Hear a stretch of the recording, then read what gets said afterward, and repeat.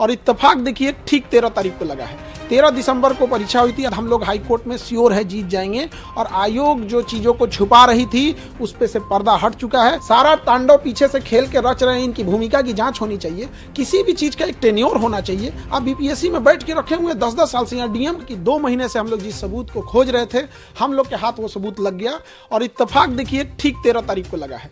13 दिसंबर को परीक्षा हुई थी, आज 13 फरवरी है और ये सबूत हाथ में हम लोग को लग गया है और इसके बाद हम लोग हाई कोर्ट में श्योर है जीत जाएंगे और आयोग जो चीजों को छुपा रही थी उस पे से पर्दा हट चुका है। उसने कहां धांधली किया था, किस किस जिले से ट्रेजरी से निकाल के हम लोग ने सारी चीजों का पता लगा लिया है। बीपीएससी छात्रों को जीत पक्का। जी हाँ दोस्तों, खान सर को लगा है बहुत बड़ी सबूत, क्योंकि बीपीएससी छात्र का री एग्जाम होना हो गया है तय। आप लोग खुशी मनाइए क्योंकि खान सर को लग गया है बहुत बड़ा सबूत।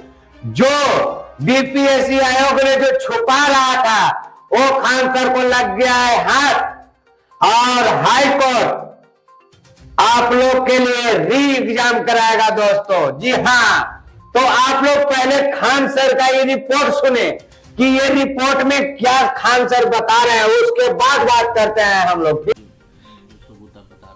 देखिए 13 दिसंबर को बीपीएससी की परीक्षा थी और 3 सेट में क्वेश्चन बनाया जाता है कि बाय द वे अगर एक कहीं लीक हो जाए तो बाकी का हम यूज कर सके।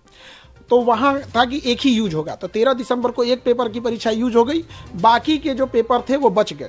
तो ये नियम यही कहता है एसओपी कि इन 2 जो सेट बचे हुए हैं इसे आप अपने अपने जिला के ट्रेजरी में जमा करा देंगे।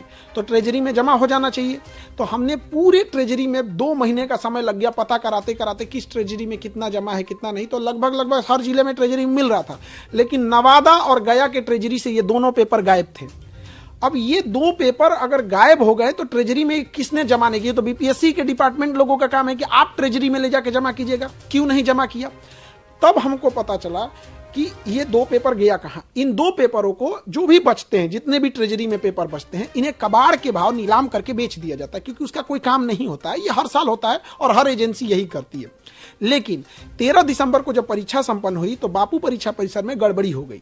तो उसके अगले दिन सैटरडे संडे था, हम हाईकोर्ट नहीं जा पाए। 16 तारीख को हम हाईकोर्ट चले गए। हाईकोर्ट में जाने के बाद उस समय हम लोग के पास बहुत ज्यादा सबूत नहीं था। तो एडवोकेट और सबका कहना था कि मजबूत सबूत चाहिए इसके लिए, तो हम लोग सबूत में जमा हो गए।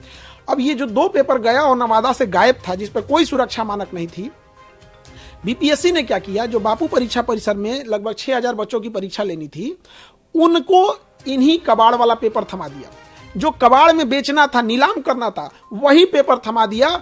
4 जनवरी को बीपीएससी ने जो बापू परीक्षा परिसर में ध्यान देते, यही कारण है कि वहां उस दिन 19% रिजल्ट हुआ, जबकि 13 दिसंबर को जो परीक्षा हुई थी वहां महज 6% रिजल्ट हुआ था और 4 जनवरी को जब हुई तो 19%, 3 गुना से ज्यादा का उनको रिजल्ट का बेनिफिट हुआ। क्योंकि जो क्वेश्चन जिसके ऊपर कोई एसओपी मानक नहीं है, कोई सुरक्षा मानक नहीं है, जिसको कबाड़ के लिए फेंका गया है, कोई उठा के उसका मिसयूज किया होगा तभी जाके इतना रिजल्ट हुआ है। अब जब ये सबूत हम लोग के हाथ लग गया है, अब हम लोग को स्पष्ट दिख गया कि हाईकोर्ट से हम लोग जीत गए। पहले ऐसा उम्मीद लग रहा था जीतेंगे कि नहीं जीतेंगे, अब एकदम स्पष्ट हो गया। यह सबूत देखते हाईकोर्ट पूरी तरह से री एग्जाम कराएगी ही कराएगी। और बच्चों के इतने दिन का जो मेहनत है, उन्होंने लाठियां सही, पुलिस की बर्बरता को देखा, महिलाओं को मारा गया, हमारे शिक्षक भाइयों को जेल भेजा गया, बच्चों को डिटेन किया गया, इन सब की दुआएं हैं जो ये सबूत हाथ में लगा है और इस सबूत के आधार पर हम लोग हाईकोर्ट से श्योर केस जीत रहे हैं। तो लगता है कि बहुत बड़ी बच्चों के भविष्य के साथ बहुत बड़ी कॉन्स्पिरेसी हो गई है।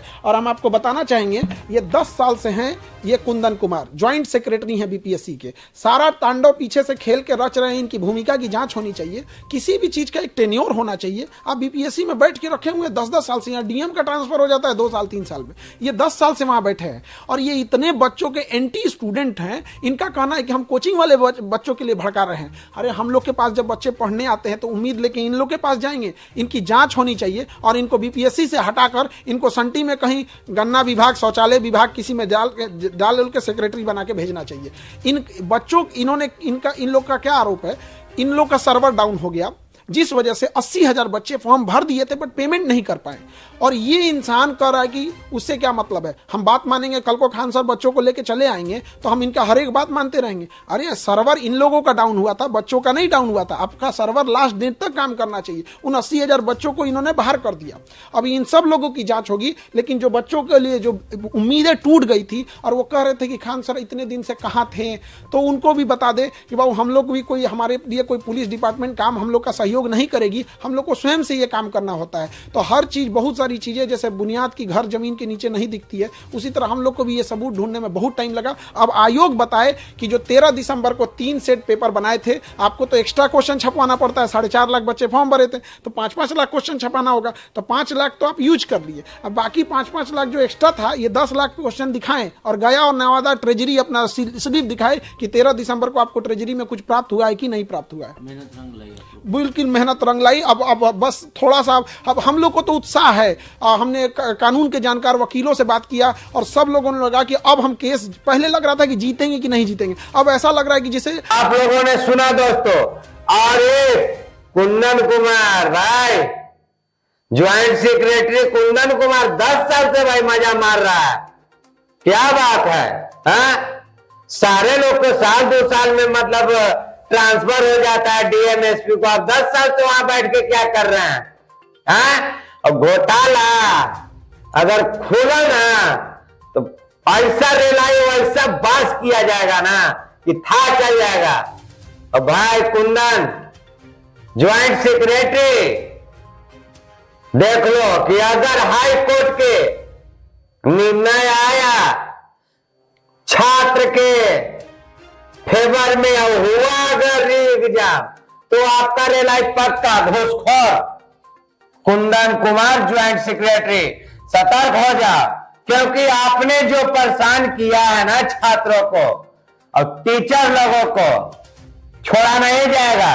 बाकी आप लोग कमेंट में बताएं कि क्या हाई कोर्ट हमारे भाई लोगों के मतलब पक्ष में रिजल्ट आएगा ना। सबूत तो मिल ही गया है, अभी कंफर्म मान लीजिए कि री एग्जाम होगा। तो आप लोग कमेंट में लिख के बताएं। जय हिंद, जय भारत।